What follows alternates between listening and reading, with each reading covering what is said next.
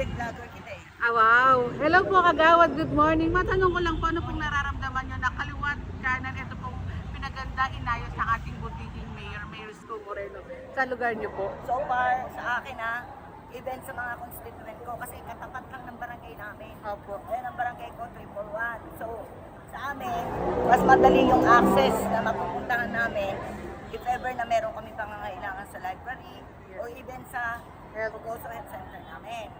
So far, hindi na kami mahihirapan, lalo na yung mga estudyante na medyo malapit din dito para sa library. At saka yung mga reports nila, pwede nilang makuha dito.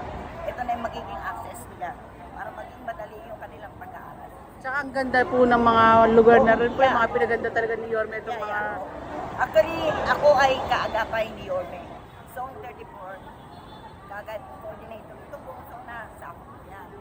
At 2007 pa, kay Yorme na ako. So far, lahat naman ng programa niya, lahat ng inayos niya para sa Maynila ay napakaganda.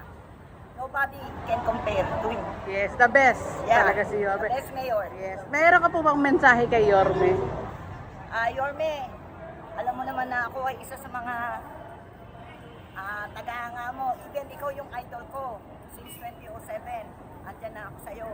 So far, sana ipagpatuloy mo yung magandang layunin mo para sa mga taga-Manileño, lalong-lalo na sa mga senior na katulad mo. Opo, kayo ito pinakamamahal ni Yorme. Yes, Yorme, I love you.